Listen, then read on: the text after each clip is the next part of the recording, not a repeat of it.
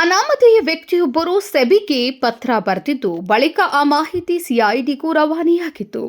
ಆದ್ದರಿಂದ ಇದನ್ನು ಸಿಐಡಿಗೆ ರವಾನೆ ಮಾಡಲು ಚಿಂತನೆ ನಡೆಸಿದ್ದೇವೆ ಎಂದು ನಗರ ಪೊಲೀಸ್ ಆಯುಕ್ತ ಭೂಷಣ್ ಬೋರ್ಸೆ ಹೇಳಿದರು. ಶನಿವಾರ ಬೆಳಗಾವಿಯಲ್ಲಿ ಸುದ್ದಿಗೋಷ್ಠಿಯಲ್ಲಿ ಮಾತನಾಡಿದರು. ಜಿಲ್ಲಾಧಿಕಾರಿ ಅವರ ಸೂಚನೆಯ ಮೇರೆಗೆ ಶಿವಂ ಅಸೋಸಿಯೇಟ್ ಕುರಿತು ಪರಿಶೀಲನೆ ನಡೆಸಲಾಗಿದ್ದು, ಆರ್ಬಿಐ ಬೆಂಗಳೂರು ಅಧಿಕಾರಿಗಳೊಂದಿಗೂ ಸಂಪರ್ಕ ಸಾಧಿಸಲಾಗಿತ್ತು. ಈ ವೇಳೆ ಕಳುಹಿಸಲಾದ ಲಿಂಕ್ನಲ್ಲಿ ಶಿವಂ ಅಸೋಸಿಯೇಟ್ ನೋಂದಣಿ ಆಗಿರಲಿಲ್ಲ ಎಂಬ ಮಾಹಿತಿ ದೊರೆತಿದೆ ಎಂದು ತಿಳಿಸಿದರು. 1 ಲಕ್ಷ ರೂಪಾಯಿ ಠೇವಣಿಗೆ 3% ಲಾಭ ನೀಡಲಾಗುತ್ತದೆ ಎಂಬ ಪ್ರಚಾರ ಸಾಮಾಜಿಕ ಜಾಲತಾಣಗಳಲ್ಲಿ ವೈರಲ್ ಆಗುತ್ತಿತ್ತು. ಇದನ್ನು ಗಮನಿಸಿ ಪರಿಶೀಲನೆ ನಡೆಸಿದಾಗ ಸಾವಿರಾರು ಜನರು ಹಣ ಹೂಡಿಕೆ ಮಾಡಿರುವುದು ಪತ್ತೆಯಾಗಿದೆ ಎಂದರು. ಜಿಲ್ಲಾಧಿಕಾರಿಗಳ ಆದೇಶದ ಮೇರೆಗೆ ತನಿಖೆ ಮುಂದುವರಿಸಲಾಗಿದ್ದು, ನಿನ್ನೆ ಅಧಿಕೃತ ದೂರು ದಾಖಲಾಗಿದೆ. ಆರೋಪಿ ಶಿವಾನಂದ್ ನೀಲನ್ ಅವರವರ ಸಿಎ ನೀಡಿದ ದಾಖಲೆಗಳನ್ನು ಪರಿಶೀಲಿಸಿದಾಗ 300 ರಿಂದ 400 ಕೋಟಿ ರೂಪಾಯಿ ಮೊತ್ತದ ಬ್ಯಾಲೆನ್ಸ್ ಶೀಟ್ ಪತ್ತೆಯಾಗಿದೆ ಎಂದು ಮಾಹಿತಿ ನೀಡಿದರು. ಸ್ಕ್ವಾಟ್ ಮಾರ್ಕೆಟ್, ರಿಯಲ್ ಎಸ್ಟೇಟ್, ಮೀನುಗಾರಿಕೆ ಹಾಗೂ ಸಮಾಜ ಸೇವೆಗೆ ಹಣ ಹೂಡಿಕೆ ಮಾಡಿರುವುದಾಗಿ ಶಿವಾನಂದ್ ಹೇಳಿದ್ದಾನೆ. ಆದರೆ ಸ್ಟಾಕ್ ಮಾರ್ಕೆಟ್ನಲ್ಲಿ ಹೂಡಿಕೆ ಮಾಡಲು ಕನಿಷ್ಠ ಮಟ್ಟದ ಜ್ಞಾನ ಅಗತ್ಯವಿದ್ದು, ಆತ ಪಿಯುಸಿ ವಿದ್ಯಾಭ್ಯಾಸ ಮಾಡಿದ್ದಾಗಿ ಹೇಳಿಕೊಂಡಿದ್ದಾನೆ ಎಂದು ಕಮಿಷನರ್ ತಿಳಿಸಿದರು. ಶಿವಾನಂದ್ ಆರಂಭದಲ್ಲಿ ಡ್ರೈವರ್ ಆಗಿ ಕೆಲಸ ಮಾಡ್ತಿದ್ದ. ನಂತರ ಐಸ್ ಕ್ರೀಮ್ ಫ್ಯಾಕ್ಟರಿ ಆರಂಭಿಸಿ 2016ರಲ್ಲಿ ಸಾಲ ಪಡೆದು ಸ್ಟಾಕ್ ಮಾರ್ಕೆಟ್ನಲ್ಲಿ ಹೂಡಿಕೆ ಮಾಡಿದ. ಬಳಿಕ ಹಂತವಾಗಿ ಜನರಿಂದ ಠೇವಣಿ ಸಂಗ್ರಹ ಆರಂಭಿಸಿದ್ದಾನೆ ಎಂದು ತನಿಖೆಯಲ್ಲಿ ಬೆಳಕಿಗೆ ಬಂದಿದೆ.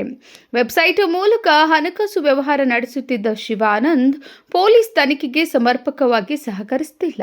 ಹೀಗಾಗಿ ಹೆಚ್ಚಿನ ವಿಚಾರಣೆಗೆ ಕಸ್ಟಡಿಗೆ ಪಡೆಯಲಾಗುತ್ತದೆ ಎಂದು ಭೂಷಣ್ ಬೋರ್ಸೆ ಹೇಳಿದರು.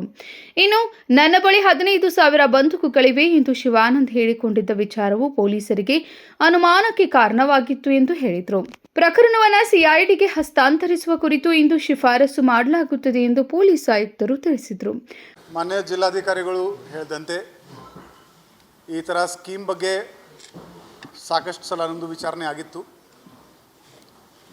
ಒಂದು ಅನಾಮಧೇಯ ಅರ್ಜಿ ಯಾರು ಸೆಬಿಗೆ ಕೂಡ ಬರೆದಿದ್ದರು. ಈ ಥರ ಈ ಸಂಘಟನೆ ದುಡ್ಡು ಕೇಳ್ತಾ ಇದ್ದಾರೆ, ತಗೊಳ್ತಾ ಇದ್ದಾರೆ. ಸೆಬಿ ಅವರು ನಮ್ಮ ಸಿಐಡಿಗೆ ಪತ್ರ ಬರೆದಿದ್ದಾರೆ. ಸಿಐಡಿಯಿಂದ ನಮಗೆ ಕೂಡ ಒಂದು ಎನ್ಕ್ವೈರಿ ಬಂದಿತ್ತು. ಅದು ರೂಟೀನ್ ಚಾನೆಲ್ ಥರ ತಿರುಗಾಡ್ತಾ ಇತ್ತು. ಈ ಮನುಷ್ಯ, ಈ ಶಿವಾನಂದ ನೀಲನ್ ಅವರು, ಇವನು ಉಡುಪಿ ಜಿಲ್ಲೆಯಲ್ಲಿ ಒಂದು ಭಾಷಣದಲ್ಲಿ ನನ್ನ ಹತ್ರ 15,000 ಗನ್ ಇದೆ, ಜನ 10 ಲಕ್ಷ ಕೋಟಿ ಕೊಡೋಕ್ಕೆ ನನಗೆ ಲೈನಲ್ಲಿ ನಿಂತಿದ್ದಾರೆ. ಆವಾಗ it was a red flag for us. ಆವಾಗಿಂದ ಸ್ವಲ್ಪ ಈ ಏಜೆನ್ಸಿದು ತನಿಖೆ, ಈ ಪರ್ಟಿಕ್ಯುಲರ್ ಏಜೆನ್ಸಿದು ತನಿಖೆ ಸ್ವಲ್ಪ ಚುರುಕಾಯಿತು. ನಾವು ಸೆಬಿಗೆ ಕಾಂಟ್ಯಾಕ್ಟ್ ಮಾಡಿದ್ದೀವಿ. ಅವರು ಹೇಳಿದ್ದಾರೆ, ನಾವು ನಿಮಗೆ ಎನ್ಕ್ವೈರಿಗೆ ಹೇಳ್ತಾ ಇದ್ದೀವಿ, ಇವನು ನಮ್ಮ ಜೊತೆಗೆ ರಿಜಿಸ್ಟರ್ಡ್ ಇಲ್ಲ. RBI ಬೆಂಗಳೂರಿಗೆ ಮಾತಾಡಿದ್ದೀವಿ. ಅವರು ಒಂದು ಲಿಂಕ್ ಕಳಿಸಿದ್ದಾರೆ ಅವ್ರ ವೆಬ್ಸೈಟ್ದು. ಅದರಲ್ಲಿ 9,000ಕ್ಕಿಂತ ಜಾಸ್ತಿ NBFC ಇನ್ಸ್ಟಿಟ್ಯೂಷನ್ಸ್ ಏನಿದೆ ಅದರದ್ದೊಂದು ಲಿಂಕ್ ಕಳಿಸಿದರು ನಮಗೆ. ಆ ಲಿಂಕ್ನಲ್ಲಿ ನಾವು ಸರ್ಚ್ ಮಾಡಿದ್ದೀವಿ. ಈ ಫಾರ್ಮ್ದು ಅದರಲ್ಲಿ ರಿಜಿಸ್ಟ್ರೇಷನ್ ಇರಲಿಲ್ಲ. ಮತ್ತು ಅವರಿಗೆ ಇಮೇಲ್ ಹಾಕಿದ್ದೀವಿ, ಈ ಫಾರ್ಮ್ ನಿಮ್ಮಲ್ಲಿ ಯಾವುದಲ್ಲೇ ಇದರಲ್ಲಿ ರಿಜಿಸ್ಟರ್ಡ್ ಇದೆ ಅಥವಾ ಇಲ್ಲ. ಇಷ್ಟು ಮಾಡಿಕೊಂಡು ಸ್ವಲ್ಪ ಸೋಷಿಯಲ್ ಮೀಡಿಯಾದಲ್ಲಿ ಕೂಡ ಸರ್ಚ್ ಮಾಡಿದ್ದೀವಿ. ಈ ಫರ್ಮ್ ಈ ಥರ ಕಲರ್ಫುಲ್ ಪ್ಯಾಂಪ್ಲೆಟ್ಸ್ನಲ್ಲಿ ನೀವು 1 ಲಕ್ಷ ಕೊಟ್ಟಿದ್ದರೆ ತಿಂಗಳಕ್ಕೆ 3,000 ಬರುತ್ತೆ, ಈ ಥರ 5 ಲಕ್ಷ ಇಟ್ಟಿದ್ದರೆ 15,000 ಬರುತ್ತೆ ಅಂತ ಜನರಿಗೆ ಭಾಳ ಅಟ್ರಾಕ್ಟಿವ್ ಆಗಿ ಇದು ವಾಟ್ಸಪ್ನಲ್ಲಿ ಸರ್ಕ್ಯುಲೇಟ್ ಆಗ್ತಾಯಿತ್ತು. ಇದು ಮಾಡಿದ ಮೇಲೆ ನಾವು ಜನರಿಗೆ ಕಾಂಟ್ಯಾಕ್ಟ್ ಮಾಡೋಕ್ಕೆ ಶುರು ಮಾಡಿದ್ವಿ, ಯಾರು ಇದರಲ್ಲಿ ಇನ್ವೆಸ್ಟ್ ಮಾಡಿದ್ದಾರೆ. ಅವರು ಸರ್ ನಮಗೆ ಕಂಪ್ಲೇಂಟ್ ಕೊಡಲ್ಲ ಸರ್, ನಿಮಗೆ ತೋರಿಸ್ತೀವಿ ಅಂತ ಹೇಳಿದರು. ಇದು ಒಂದು ಸ್ಯಾಂಪಲ್ ಹ್ಯಾಂಡ್ ಲೋನ್ ಅಗ್ರಿಮೆಂಟ್ ಇದೆ. ಇದರಲ್ಲಿ ಅವನು ಪಾರ್ಟಿ 1 ಲೋನ್ ಕೊಡುವವನು ಪಾರ್ಟಿ 2, ನಾವೆಲ್ಲ ಫ್ಯಾಮಿಲಿ ಇದ್ದೀವಿ, ನಮಗೆ ಕಷ್ಟ ಇದೆ, ಇವರು ನನಗೆ ದುಡ್ಡು ಕೊಡ್ತಾ ಇದ್ದಾರೆ ಅಂತ ಅವನು ಅಗ್ರಿಮೆಂಟ್ ಎಲ್ಲರಿಂದ ಮಾಡಿಸಿದ್ದಾನೆ. ಈಗ ಜನ ಅವನ ಮೇಲೆ ಯಾಕೆ ನಂಬಬೇಕು?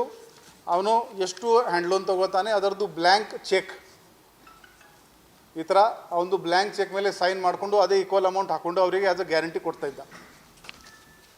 ಒನ್ ರೂಲ್ ವಾಟ್ ಈ ಶಿವಾನಂದನ್ ಫಾಲೋ ಮಾಡಿದಾನೆಂದರೆ,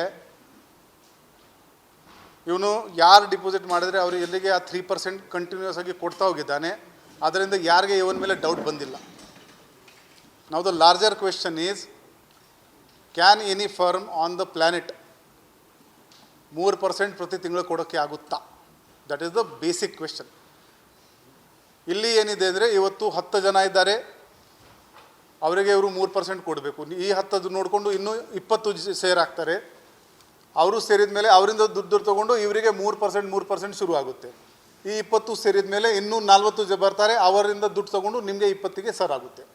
ಬಟ್ ಈ ಪಿರಾಮಿಡ್ ಏನಿದೆ ಒಂದಿನ ಅದರ ಸ್ವಂತ ವೇಟ್ ಮೇಲೇ ಕೊಲ್ಯಾಪ್ಸ್ ಆಗುತ್ತೆ. ಇದರಲ್ಲಿ ನಮಗೆ ಸಮಾಧಾನ ಏನಿದೆ ಅಂದರೆ, ಯಾವ ಒಂದಿನ ಈ ಥರ ದುಡ್ಡು ತೊಗೊಂಡು ಅವನು ವಿದೇಶಕ್ಕೆ ಓಡೋಗಿ ಆಮೇಲೆ ನಮ್ಮ ಹತ್ರ ಇನ್ವೆಸ್ಟರ್ ಬರೋ ಬದಲು ಈಗಾಗಲೇ ಜಿಲ್ಲಾ ಆಡಳಿತ ಕಡೆಯಿಂದ ನಾವು ನಮ್ಮ ಫೈಂಡಿಂಗ್ಸ್ ಏನಿತ್ತು ಆ ಎಲ್ಲ ನಮ್ಮ ಜಿಲ್ಲಾಧಿಕಾರಿ ಅವರಿಗೆ ಕೊಟ್ಟಿದ್ದೀವಿ. ಅದರಲ್ಲಿ ಅವರು ಅವರ ಅಧಿಕಾರಿಗಳಿಂದ ವಿಚಾರಣೆ ನಡೆಸಿದ್ದಾರೆ.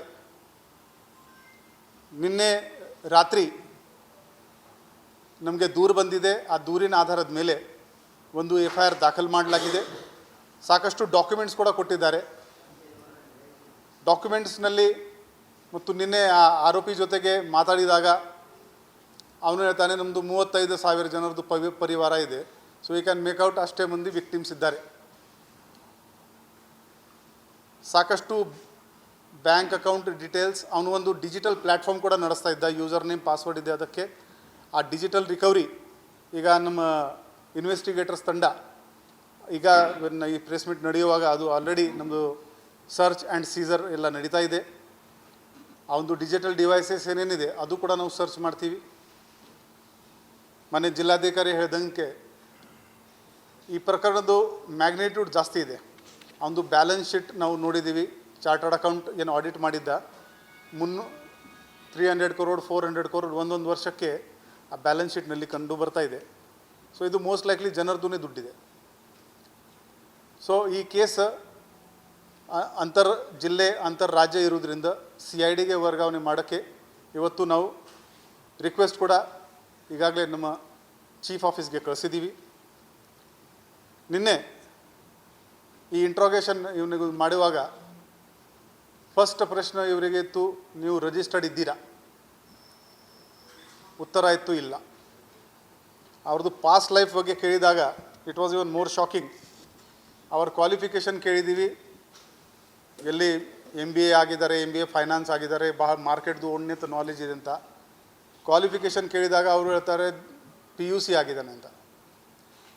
ಸೊ ಸ್ಟಾಕ್ ಮಾರ್ಕೆಟ್ನಲ್ಲಿ ಕೂಡ ನಿಮಗೆ ಇನ್ವೆಸ್ಟ್ ಮಾಡಬೇಕಾದ್ರೆ ಸ್ವಲ್ಪ ಅಂಡರ್ಸ್ಟ್ಯಾಂಡಿಂಗ್ ಇರಬೇಕು. ಸೊ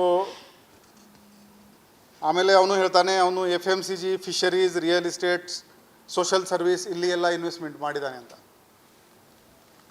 ಸೊ ಈಗ ನಮಗೆ ಎಕ್ಸ್ಪರ್ಟ್ದು ಕೂಡ ಅವಶ್ಯಕತೆ ಬೇಕಾಗುತ್ತದೆ. ಯಾಕಂದರೆ ಆ ಬ್ಯಾಲೆನ್ಸ್ ಶೀಟ್ಸ್ ಇವೆ. ಇವನು ಕೆಲವು ಇನ್ವೆಸ್ಟ್ಮೆಂಟ್ ಸ್ಟಾಕ್ ಮಾರ್ಕೆಟ್ನಲ್ಲಿ ಕೂಡ ಮಾಡಿದ್ದಾನೆ. DC ಅವರು ಹೇಳ್ದಂಗೆ ಈಗಾಗಲೇ ನಾವು ಯಾವಾಗ ಮಾತಾಡ್ತಾ ಇದ್ದೀವಿ, ಈಗಾಗಲೇ ಎಲ್ಲ ಕರೆಸ್ಪಾಂಡೆನ್ಸ್ಗಳು ಶುರು ಆಗಿದೆ. ನಮ್ಮ ಡಿಪಾಸಿಟರ್ಸ್ದು ಏನು ಠೇವಣಿ ಇದೆ ಅದು ಕಾಪಾಡೋಕ್ಕೆ ನಾವು ಹೆಚ್ಚಿನ ಪ್ರಯತ್ನ ಮಾಡ್ತಾಯಿದ್ದೀವಿ.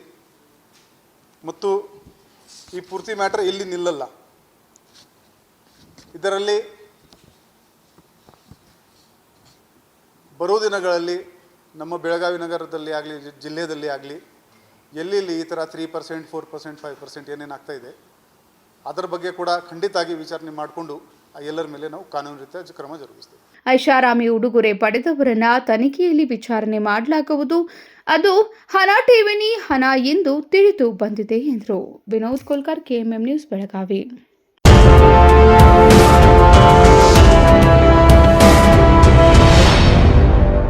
100 ವರ್ಷಗಳು 100 ದಿನಗಳು ಮೇಕಿಂಗ್ ಶುಲ್ಕದಲ್ಲಿ 100% ರಿಯಾಯಿತಿ. Bhima legacy fest 100 days offer. ಚಿನ್ನ, ಬೆಳ್ಳಿ ಮತ್ತು ವಜ್ರದ ಮೇಲಿನ ಮೇಕಿಂಗ್ ಶುಲ್ಕದಲ್ಲಿ 100% ವರೆಗೆ ರಿಯಾಯಿತಿ ಪಡೆಯಿರಿ. ಮತ್ತು ಪ್ರತಿ 1 ಲಕ್ಷ ರೂಪಾಯಿ ಮೌಲ್ಯದ ವಜ್ರದ ಮೇಲೆ 24 ಕ್ಯಾರೆಟ್ ಚಿನ್ನದ ಬಾರ್ ಉಚಿತವಾಗಿ ಪಡೆಯಿರಿ. ಎಲ್ಲಾ ಭೀಮಾ ಮಳಿಗೆಗಳಲ್ಲಿ ಲಭ್ಯ. ಷರತ್ತುಗಳು ಅನ್ವಯ.